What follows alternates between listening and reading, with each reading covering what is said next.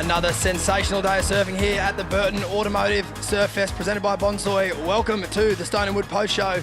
And it was picture perfect from the minute the sun came up this morning, and take a look at that afternoon. Absolutely sensational. And we set up a crazy looking finals day. We're going to have a big Sunday here to finish tomorrow. My name's Stacey Galbraith, joined by Jess Starling and AJ McCord. AJ, welcome to the booth. Oh, so excited to be here after a really fun day of surfing. Jess, how was your day? Oh, great. Spent it with you in here. It was beautiful to call some really sick heats today. There was so many big moments, wasn't there? There was buzzer beaters, there was crew dominating from start to finish. We saw excellent scores. We saw heats that were super challenging and just kind of win at all cost mentality. Yeah, definitely had a bit of everything. AJ, you did a great interview with Kersey and Xavier Huxtable.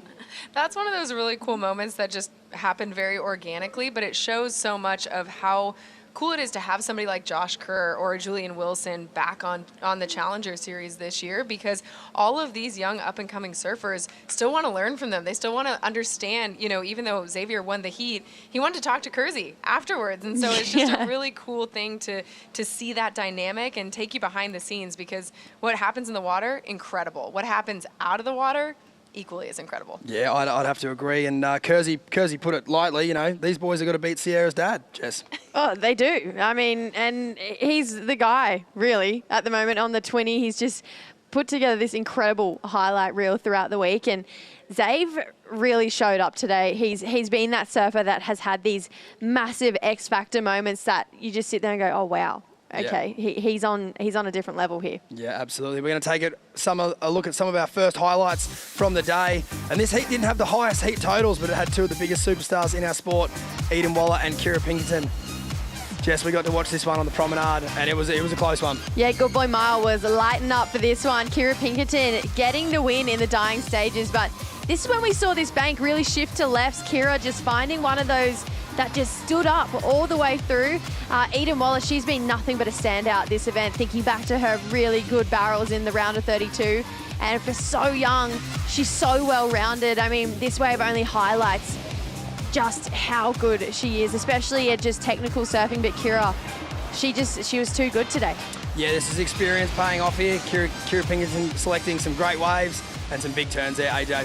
That's exactly what Kirra said, too. It was like surfing against a younger version of herself. So technical, so strategic was Eden Waller that it was a really important heat for Kirra to win as she makes it to her first finals day on the first stop of the 2025 Challenger Series, looking to be one of those 7 women at the end of the 7 stops. It was a close heat, and it was tightly fought. This was Kirra's wave here, her buzzer beater to turn it over, Jess. It was all just came down to power, really. I mean, she's just got the strength behind her in comparison to Eden. I mean, they're both so technically good at surfing, but Kirra, she's just able to really put it on rail, and it was the point of difference in that heat, and we're going to see her in the quarterfinals. As we take a look at the official results there, it was Eden Waller with the single highest score of the heat, but the experience and cool, calm and collected nature of Kirra Pinkerton finishing off that heat there, just advancing over the young 15-year-old from the USA. And we expect to see a lot more of these tightly contested tomorrow. We're going to take a look at the quarterfinal bracket here. Some amazing matchups, a fully international field. Jess, on the spot, which one's your favourite? Can't go past Teresa Bonvalot and Amuro Tsuzuki. I mean, Amuro on the women's side to me was the standout today. She was looking so clean, so sharp, and just oozing confidence. And so was Teresa. We're definitely seeing a different version of her this year. AJ, yourself? Oh, for me, I don't even want to look past quarterfinal number 1, because look at that. Sally Fitz, Sophie McCulloch. Sophie is looking so incredibly strong to start the season after dealing with injury for the last few years. And Sally Fitz, like she said, she didn't know she had that many tears to cry between Perth and here in Sydney, but she's left it all behind her. She is somebody who is always rejuvenated by the challenge of competition, and she will not let that fire go out tomorrow. Got to let them out. Better out than in. Absolutely. Dry them tears and get ready for a massive event here at Newcastle SURFEST. And up next is the Boost Mobile heat of the day, and it was another cracker. It was Peterson Crisanto taking on fellow countryman from Brazil, Sammy Pupo. And Peterson has been looking so sharp all event, Jess. He's made a comeback to competitive surfing in quite a way. I mean, Sammy looked like the guy to beat for this event. He's just been so switched on, so sharp, and just twitch-like between his turns. There's absolutely nothing getting in his way, but today unfortunately there was, and it was a very informed Peterson Crisanto, but did it in the dying stages. just so sharp. We talk about it at the start of the heat. He has these cat-like reflexes that he combines with this really powerful surfing, and it's setting him apart. This, though, highest wave score of the day. It was a 917. That second turn, so much speed, drive, agility, style, and just finished it off in a beautiful way. Sammy Pupo, with surfing like that, is on a one-way train back to the championship tour. Yeah, absolutely, but he's going to have to figure out the riddle of these heats. A ninth is not a bad result, AJ, but you know these boys want more. And what I loved about watching this heat was it really felt like they brought out the best in each other as the heat continued, because Peterson saw that 917 from Sammy and said, I cannot give up. I have to give it everything I've got. And it turned out to be enough. He has so much energy coming into this 2025 Challenger Series year that I just feel like this is only going to give him more confidence. When you land an air like that in the clutch moments, like, come on, watch out for him. Yeah, that's a great wave to take through to finals day in the lead. He was unsure if Sammy turned the heat or not, but you're always paddling into those waves thinking, of course, I'm going to need to do something. So for him to execute there, he's going to have a great feeling going into finals day. There are your scores on screen. There's a fair bit of separation in the totals, but that heat was really tightly fought. It was obviously Sammy's at 917 that was the high mark of that heat and the day. But Peterson Crisanto there, 8.5 and a 7.77, convincingly taking that one up. We're going to take a look at the quarterfinal brackets here. Oh my word.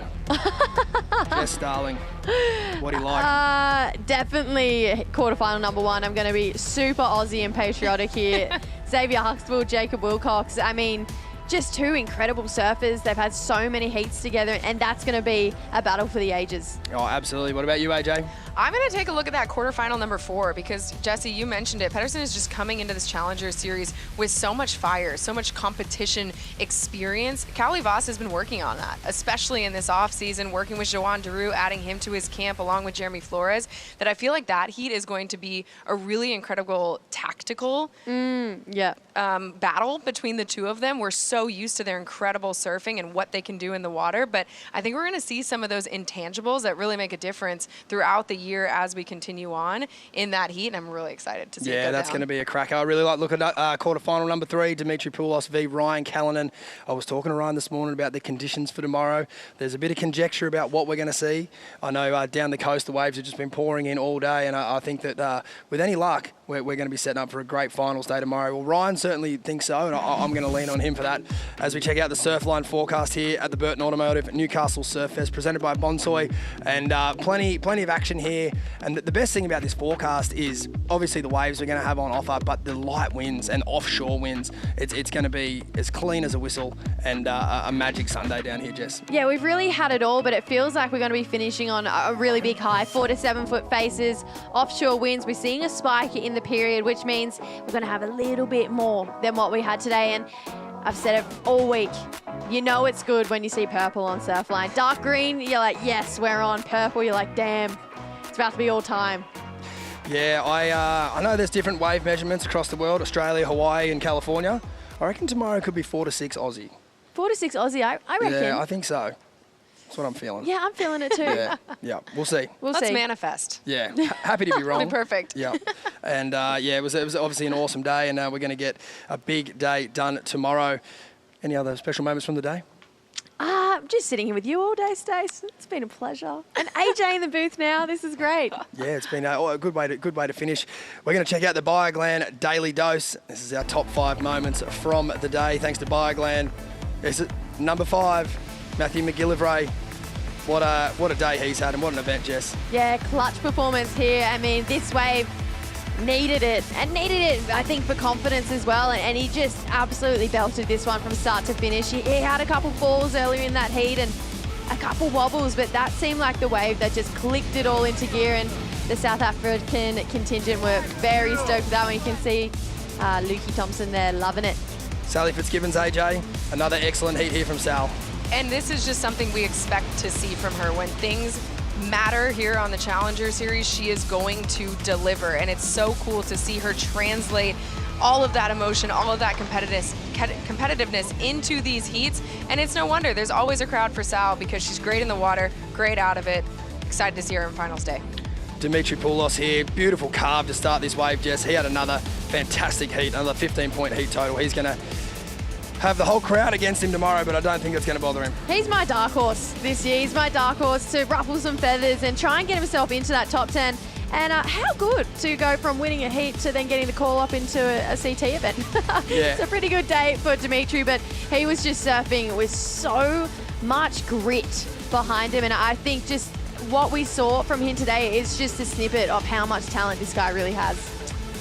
That was unbelievable combination of turns there on that last wave. As we check out number 2, this is our highest score of the day, AJ. What'd you love about it?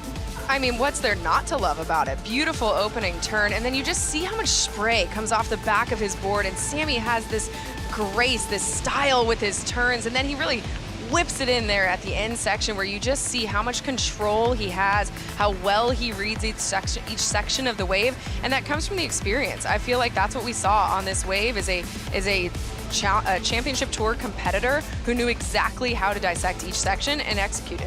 And here we have our number 1, Yolanda Hopkins. Last heat of the day. It was an absolute nail-biter, Jess. And she needed this score to turn the heat, and guess what? She absolutely did. Yeah, needed excellence and got it. This wave was an 8.33. That first turn was just something special, and she knew it. There was a bit of a shock there at the end. We were listening to her saying, I didn't know if I was going to get it, but she got the job done, and you can see how stoked she is to be in the quarterfinals here at SURFEST. Yeah, absolutely. That's why they turn up. You put yourself in those positions and hope that all the training and the hard work and all the preparation pays off, and for her today, it absolutely did. We want to thank all the fans for tuning in online and all the spectators for coming down and joining us today. I mean, it goes without saying, if you're in the area or even within a couple of hours, I'd be getting down here tomorrow. Tomorrow's going to be absolutely fantastic. Thanks very much for joining us, ladies. Absolute pleasure. We're going to leave you with some highlights for tomorrow. Highlights from today, and looking forward to tomorrow. There's our call, 7:45. The good people of Newcastle are going to give us a sleep in tomorrow. We can't start before 8, but I do feel like we will get underway right on 8:05. So be sure to tune in and check it out online.